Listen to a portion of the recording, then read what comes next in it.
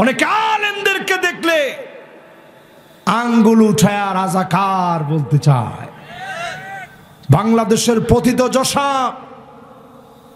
সর্বজন শ্রদ্ধেয় আলেম, তাফসীর অঙ্গনের অন্যতম রূপকার আল্লামা মরহুম দেলওয়ার হোসেন সাইদি রহমতুল্লাহ আলাইহি, উনাকে যারা রাজাকার বলেছিল, এই একটা শব্দের কারণে জালেমদের পতন ত্বরান্বিত হয়েছে।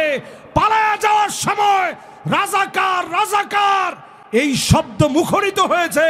আল্লাহ শোনায় দিয়েছে গালি কখনো কখনো সম্মানের জন্য হতে পারে। এই তো কিছুদিন আগে মাত্র মায়ানমারে একটা প্রলয়ঙ্কারী ভূমিকম্প হয়ে গেছে, দেখছেন না আপনারা? আর কোন দেশে হয়েছে? থাইল্যান্ডে হয়েছে। এই মাহফিলে যতগুলো মিডিয়া আসছে, আমি মিডিয়ার দিকে তাকিয়ে বলতে চাই আপনাদেরকে সাক্ষী রেখে, 1450 বছর আগে আল্লাহর নবী বলে গেলেন পূর্ব দিকে ভূমিকম্প হবে। তার মানে ভারতের ভিতরে ভূমিকম্প হবে। আওয়াজ করে বলেন কোথায়? বাংলাদেশে ভূমিকম্প হবে, শ্রীলঙ্কাতে ভূমিকম্প হবে, ভুটানে ভূমিকম্প হবে, মালদ্বীপে ভূমিকম্প হবে, সিঙ্গাপুর মালয়েশিয়াতে ভূমিকম্প হবে, উত্তর কোরিয়া দক্ষিণ কোরিয়াতে ভূমিকম্প হবে, জাপানের ভিতরে ভূমিকম্প হবে। সারা দুনিয়ার ভিতরে টক্কর লেগে যাবে। এই পূর্ব দিকের দেশগুলা আল্লাহ পাক সূচনা করায় দিলেন। তাকায় দেখেন লস অ্যাঞ্জেলে দাও দাও করে আল্লাহ আগুন দিয়ে জ্বালিয়েছে। এরপরে আল্লাহ ভূমিকম্প দিলেন। সারা দুনিয়াকে মনে করায় দিচ্ছে আগামীর পৃথিবী মুসলমানদের পৃথিবী, ফিলিস্তিনের বিজয়ের পৃথিবী, ঠিক কিনা বলে? মানবতার পক্ষে যারা দাঁড়ায় না, মাজলুমদের পক্ষে যারা বলে না, রমাদান মাসে একের পর এক হামলা হয়েছে, জাতিসংঘ কোনো কথা বলে না। নতুন করে ইরানের মধ্যে হামলা চলছে। এই সময়টাতে একটু হিসাব করে নেবেন, ইউরোপের বিভিন্ন দেশের ভিতরে নানা বিপর্যয় হবে। এরপরে আল্লাহ রাব্বুল আলামিন মাজলুম মুসলমানদেরকে বিজয় দিবে। জোরে কোন আল্লাহু আকবার। এই দুনিয়ার ভিতরে মুসলমানরা সবর করেছে,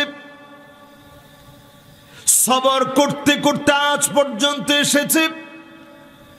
নিজের ভূখণ্ডের ভিতরে ভালো সুপেয় পানি পর্যন্ত মুসলমান পায় না, সারি পর্যন্ত করতে পারে না। ছোট ছোট বাচ্চারা ঘাস চাবায় খাচ্ছে, থুতু মেরে ফেলে দেয়, আবার খিদার যন্ত্রণায় খায়। ঘর বাড়ি নাই মুসলমানের। এক একটা বাচ্চা ফুটন্ত গোলাপের মতো চেহারা, ক্ষুধার যন্ত্রণায় কাতরাচ্ছে। এই সমস্ত মুসলমানদেরকে অবশ্যই যিনি বিজয় দিয়ে দিবেন তিনি কে? আল্লাহর নবী হাদিসের ভিতরে বলেছেন সবরের অধ্যায় শেষ হবে এইভাবে। 6টা বিষয় আঙ্গুলে গুনে রাখতে বলছেন। সিরাজগঞ্জের এই জায়গাটার নাম কি জানি? তারাস। তারাস আঙ্গুলে গুনে রাখতে হবে 6টা বিষয়। একটু আমাকে দেখে আপনারা বলেন তো কয়টা? 6টা। এই 6টা আজকে যদি আমি মোটামুটি যুবকদেরকে এবং আমার মুরব্বীদেরকে, আমার অডিয়েন্স শ্রোতা যারা আছেন সবাইকে যদি বুঝায় যেতে পারি, আমি মনে করব মাহফিলটা সার্থক হয়েছে। 6টা বিষয় আঙ্গুলে গুনে রাখবেন। আল্লাহর নবী বললেন উদুদ সিত্তান বাইনা ইয়াদাই সাআ, কিয়ামতের আগে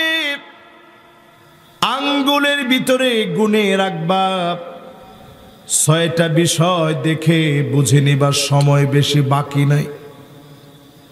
1 নম্বরে নবীজি বলেন মাউতি,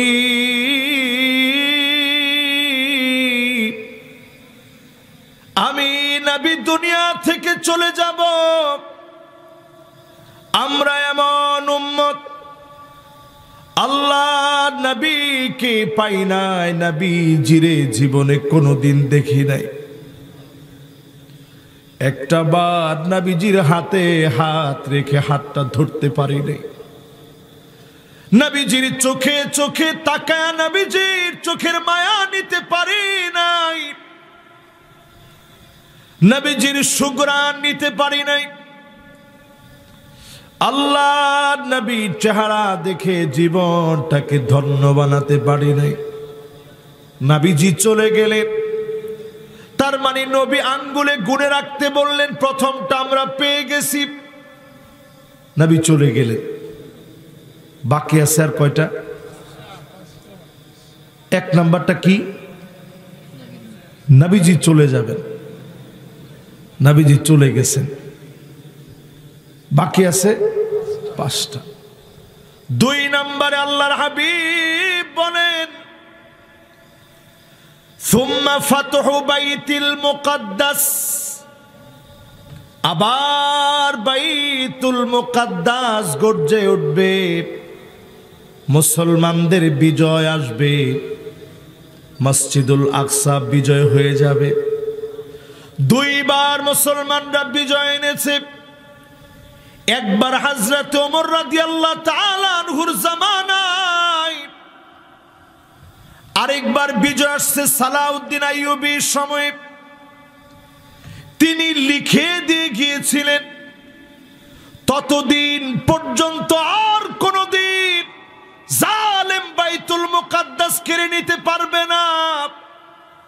যতদিন মুসলমান চরিত্রবান থাকবে, ক্ষমতার লোভী হবে না, মাদকাসক্ত হবে না। আজ তাকায় দেখেন, মুসলমান ক্ষমতার লোভী, মুসলমান চরিত্র হারায় ফেলেছে, মাদকাসক্ত হয়ে গেছে। আজ এজন্য বাইতুল মুকাদ্দাস হাতছাড়া হয়ে গেছে। সালাউদ্দিন আইয়ুবী এমন একজন রণতুর্যবাদক বীর ছিলেন। তিনি যখন বাইতুল মুকাদ্দাসকে সিনায় আনার জন্য গেছেন, এত পরিমাণ মুসলমানদেরকে তারা মেরে ফেলেছিল, আজান দেওয়ার মতো কোনো লোক ছিল না। এখনো একটু তাকায় দেখেন, আজান চলতেছে, ওই অবস্থায় বোমা মেরেছে, আজানের মাঝখানে হঠাৎ করে থেমে গেছে। আমি চিন্তা করি, আল্লাহ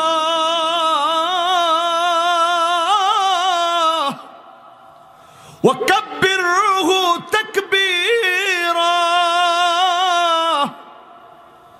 আপনার আওয়াজকে থামায় দিতে পারে এত বড় জালেম কে আছে? আজকে সারা দুনিয়াতে জুলুম হচ্ছে, এমন সময় আসবে একটা পাথর পর্যন্ত বলে দিবে এখানে ইহুদি আছে, উক্তুলহু, তার গর্দানটা ওড়ায় দাও। সে দুনিয়ায় বেঁচে থাকার কোনো অধিকার নাই। আজ সারা দুনিয়া বুঝতেছে ইহুদিদের বাঁচার মতো কোনো অধিকার নাই, ঠিক কিনা বলে? সময় আসবে এমন, একটা পাথর পর্যন্ত বলবে ওরা এই ইহুদি, আমার পিছনে ইহুদি লুকায় আছে, এই মুহূর্তে গর্দান ওরা দাও। ইহুদির বেঁচে থাকার কোনো অধিকার নাই। জোরে কোন আল্লাহু আকবার। তাহলে বাইতুল মুকাদ্দাস আবার মুসলমানের হাতে আসবে। 2 বার হাতে আসছে, শেষ আরেকটা বার আমাদের হাতে আসবে। ও মুসলমান, এখনো যদি আমরা নামাজ না পড়ি, কেমনে বাইতুল মুকাদ্দাস হাতে আসবে? এই যে রমাদান মাস চলে গেছে, মসজিদ ভর্তি মুসল্লি ছিল, এখন কত কত মসজিদের ভিতরে মসজিদ ভর্তি মুসল্লিদেরকে এখন খুঁজে পাওয়া যাচ্ছে না, মসজিদ শূন্য হয়ে গেছে। যুবকরা আজকের মাহফিলে শোনে, যতদিন পর্যন্ত এই যুবকেরা না আসবে, বিজয় কিভাবে আসবে? যুবকদের হাত ধরে যিনি মুসলমানদেরকে বিজয় দান করে দিবেন তিনি কে? এই পৃথিবীতে সব বিজয় মুসলমানদের মধ্যে যুবকদেরকে দিয়ে আসছে। আমরা অনেক সময় চিন্তা করি, হুজুর আমরা কয়টা লোক বিজয় কেমনে আসবে? যে কয়টা লোক মাহফিলে বসছেন, এই কয়টা লোক যদি এলাকার ভিতরে ঠিক হয়ে যায়, আল্লাহর কসম এই এলাকা ঠিক হইতে বাধ্য। ঠিক কিনা বলে? এত সোজা মনে করার তো কোনো কারণ নেই। কিছু লোক যদি আমরা ঠিক হই, গোটা সমাজ ঠিক হবে। এই দেশের মানুষ আলহামদুলিল্লাহ, আমি মনে করি পৃথিবীর ভিতরে যত দেশ আছে, অসংখ্য দেশে আমার যাওয়ার সুযোগ হয়েছে এই অল্প বয়স। তো আমি যতগুলো দেশ দেখছি, আমার একটা তাজরিবা, বাংলাদেশের মানুষকে মানুষ যেরকম বলে বলুক, এই দেশের মানুষের মতো এত আবেগী, এত দিন প্রিয়, এত রসুল প্রিয়, এত কোরআন প্রিয় আল্লাহর পৃথিবীতে আর কোনো জায়গায় নাই, বাংলাদেশে আছে। জোরে কোন আল্লাহু আকবার। অনেক বেশি মানুষের ভালোবাসা আছে। আল্লাহ রাব্বুল আলামিন এই দেশের মানুষকে দিয়ে অনেক বিজয় দিবে। আজকে যদি ফিলিস্তিন আমার পাশে হতো, অসংখ্য যুবক ফিলিস্তিনের জন্য চলে যেত, জীবনের মায়া ছেড়ে দিত, শহীদ হয়ে হলেও আমার ফিলিস্তিনের মুসলমানদেরকে বাঁচানোর জন্য চলে যেত। অসংখ্য প্রাণ মুসলমানদের জন্য কোরবান করে দিত। সংখ্যায় আমরা মোটেও কম না। ইয়ারমুকের প্রান্তের ছোট্ট একটা ঘটনা শুনে আপনাদের হিম্মত বেড়ে যাবে। সেই সময় ইয়ারমুকের প্রান্তে আমি নিজে ওই জায়গাটায় গেছি। সিরিয়া এবং জর্ডানের মাঝখানের একটা এরিয়া ইয়ারমুক। সেই প্রান্তে সাহাবায়ে কেরাম যুদ্ধ করার জন্য গেছে। 15 দিন লাগছে শুধু যাওয়ার জন্য। 15 দিন কি আমাদের মতো খাওয়ান দাওয়ান ছিল? রক্ত পেশাব হয়ে গেছে। পেশাব করতে গেছে, ফোটায় ফোটায় রক্ত আসছে। সাহাবায়ে কেরাম 15 দিন লাগায় সফর করলেন। তাবিগণ সফর করলেন। 36,000 মুসলমানদের সংখ্যা নিয়ে জিহাদের জন্য গিয়েছে।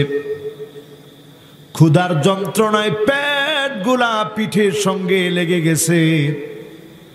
খালিদ বিন ওয়ালিদ একটা বক্তব্য দিলেন, আজ আমরা 36,000 জন আসছি, একজন আমরা পিছপা হব না, প্রয়োজনে সবাই শহীদ হয়ে যাব।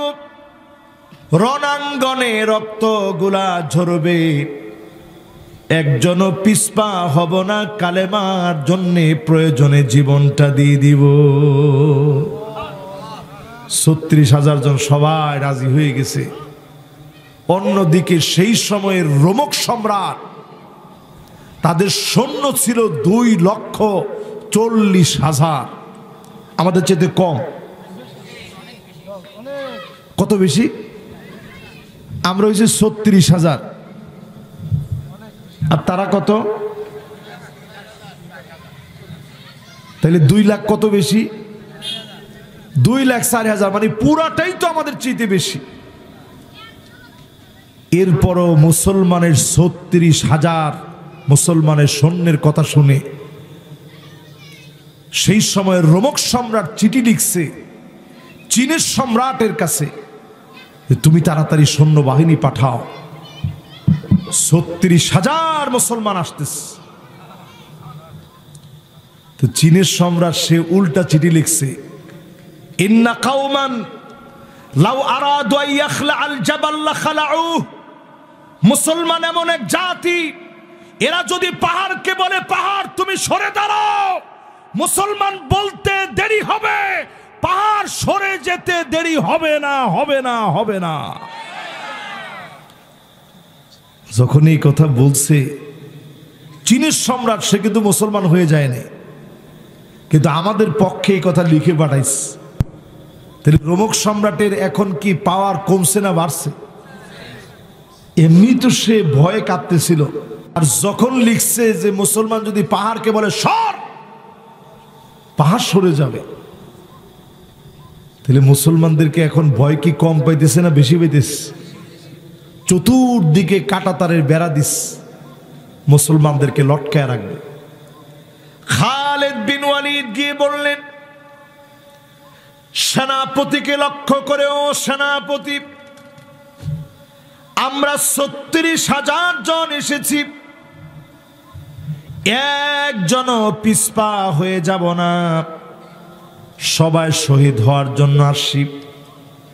তোমরা আসছো যুদ্ধ করার জন্য, আমরা আসছি জিহাদ করার জন্য। যুদ্ধ আর জিহাদের ভিতরে পার্থক্য হলো, তোমরা একজন মারা গেলে ১০ জন পিছনে চলে যাবা,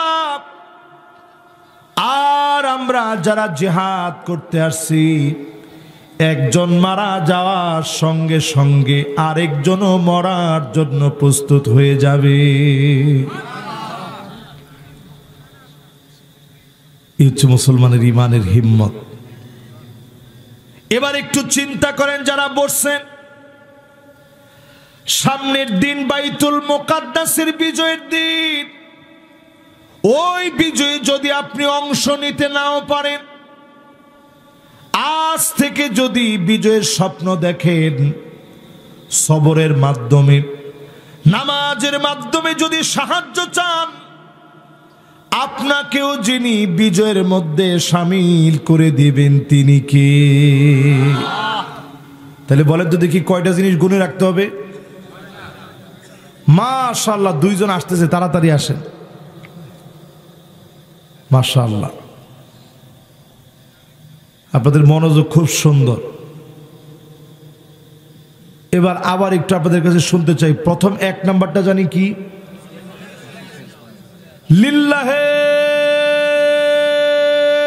তাকবীর।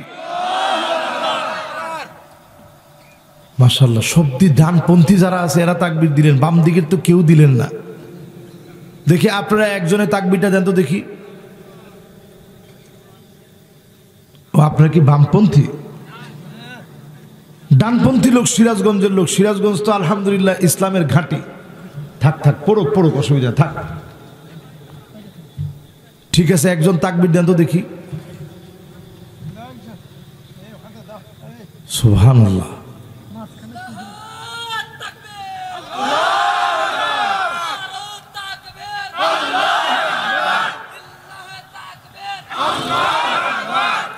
মাশাআল্লাহ, যিনি তাকবীর দিচ্ছেন উনিও ডান দিক থেকে দিচ্ছেন। বাম দিক থেকে আল্লাহর কোনো গোলাম নাই, কেমনে দিবে কোন? একজন যুবক দাও তো দেখি তাকবীর, বাম দিক থেকে। যুবকরা কি লজ্জা পাইতেছে যে হুজুর।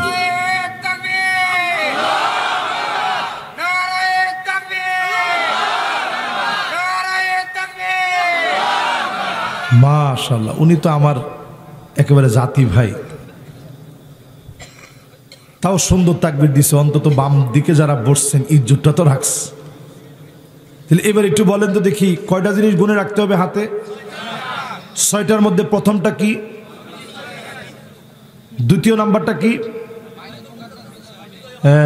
বাইতুল মুকাদ্দাস বিজয়ের পথে কিন্তু দিনের পর দিন ধরে মার খেয়ে যাচ্ছে।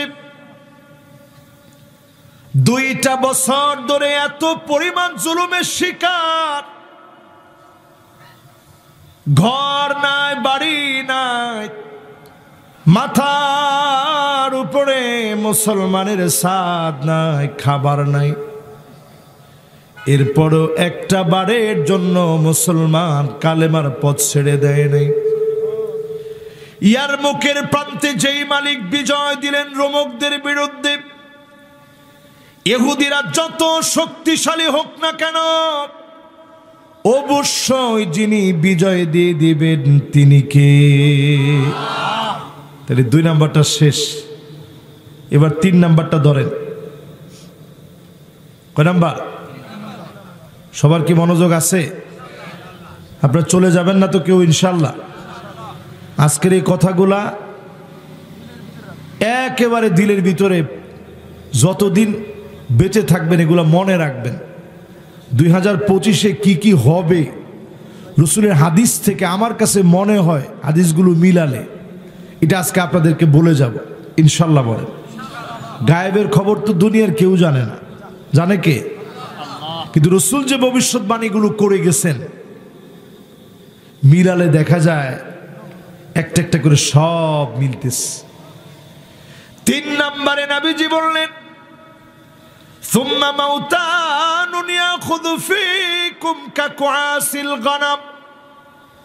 ছাগলের ঠান্ডা লাগলে যেইভাবে ছাগল কাশতে থাকে আর নাক দিয়ে কি পড়ে ধর্মিয়া সিংগায় কি পড়ে? ও আচ্ছা, আপনাদের ভাষায় জানি কি বলেন আপনারা? সিন পড়ে আর কি, না? ঠিক আছে, আরবি সিন আর কি। এটাকে বিভিন্ন ভাষায় বিভিন্ন এলাকায় বিভিন্ন রকম বলে। কোথাও বলে সিংগাইল, কোথাও বলে সিং, কোথাও বলে শ্লেষ্মা। যে যেমনি বুঝেন একেবারে সোজা বাংলায় বুঝে নেন। নবীজি বলছেন এমন একটা ঠান্ডা আসবে, একদিকে কাশবে আরেকদিকে পড়বে, এরপরে শুকনা কাশি হবে। ছাগলের কাশতে দেখছেন কেমনে কাশে? এটা তো আমার চাইতে বেশি আপনারা দেখার কথা। একবারে মানুষের মতো। এই যে দেখেন মুরব্বী যেরকম বলছে, এবার একটু মিলে আনেন। করোনা যখন আসছিল, এই যে এখন যে 2-3 জনে যেরকম কাশি দিচ্ছেন, এরকম কাশি দিলে আশেপাশের লোকজন থাকতো? নাউজুবিল্লাহ নাউজুবিল্লাহ, তুই বাইরে কি? চতুর্দিকে কাশি দিলেই হয়। আর উনি যেরকম কাশি দিছে, এইরকম কাশি যদি এরকম মাহফিলে বসে দিত তো হুজুর সহ অ্যারেস্ট। হুজুর এখানে মাহফিল করতে আসছেন কিসের জন্য? এবার একটু চিন্তা করেন। এই কাশি দেওয়া কোনো খারাপ কিছু না, কিন্তু নবীজি বলছেন ঠান্ডা জনিত একটা মহামারী চারদিকে ছড়ায় পড়বে। পড়ছিল নাকি? আরেকটা মহামারী আসতেছে, জম্বি ভাইরাস নামে। ওইটাও ঠান্ডা জনিত মহামারী, করোনার চাইতে ভয়াবহ হবে। আল্লাহ পাকের মেহেরবানি, সারা দুনিয়ার বিশেষজ্ঞরা বলেছিল বাংলাদেশ তছনছ হয়ে যাবে, কিন্তু আমরা তাকায় দেখেছি আমাদের দেশে সবচেয়ে অসচেতন মানুষগুলাকে ভালোবেসে যিনি মুক্তি দিয়েছেন তিনি কে? একটা লাশও বাংলাদেশে জানাজা বিহীন, একটা লাশও কবরস্থ হয় নাই। এদেশের আলেমেরা বাড়িতে বাড়িতে গিয়ে সন্তান ভুলে গেলেও আলেমরা ভুলে যায় নাই। বাড়ি বাড়ি গিয়ে ওই মানুষগুলাকে দাফন কাফন করেছে দেশের আলেমেরা, ঠিক কিনা বলেন? বহু জায়গায় সন্তান ডেথ সার্টিফিকেটের জন্য হসপিটালে দৌড়াইছে। আব্বাই যায় যাক, ডেথ সার্টিফিকেট আগে লাগবে। সন্তানকে ফেলে দিয়ে চলে গেছে, সন্তান ফেলে রেখে চলে গেছে, স্ত্রী চলে গেছে। করোনা এসে বুঝায় দিয়েছে ইয়াউমা লা ইয়ানফাউ মালু ওয়ালা বানুন ইল্লা মান আতাল্লাহা বিকলবিন সালিম।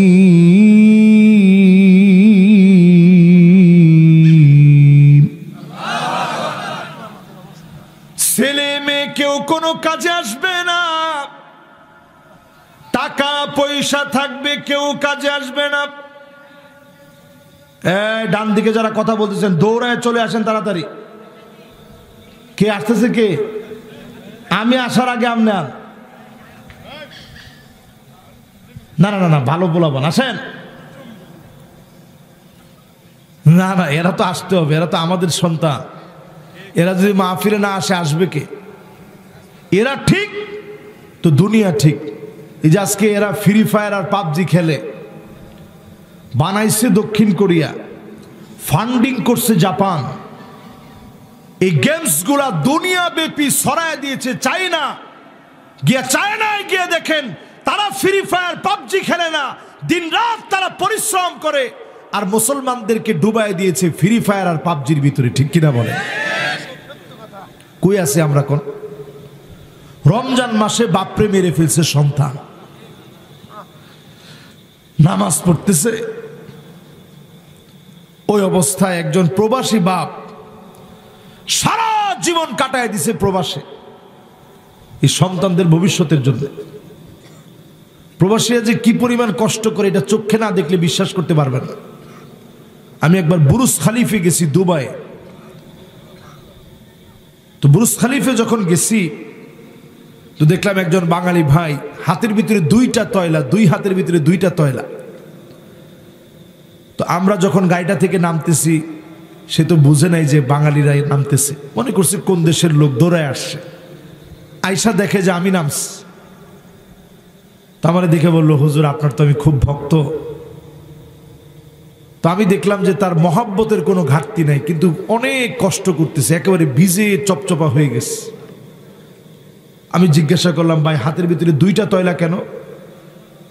তো খুব লজ্জা পাচ্ছিল। আমি বলছি যে লজ্জা পাওয়ার কিছু না, আমি তো আপনার ভাই। বলছে, হুজুর একটা তয়লা দিয়ে মানুষের গাড়ি মুছি, আর আরেকটা তয়লা দিয়ে আমি আমার শরীরের ঘামগুলা মুছি। যেই প্রবাসীরা মাথার গাম পায়ে ফেলে ইনকাম করে,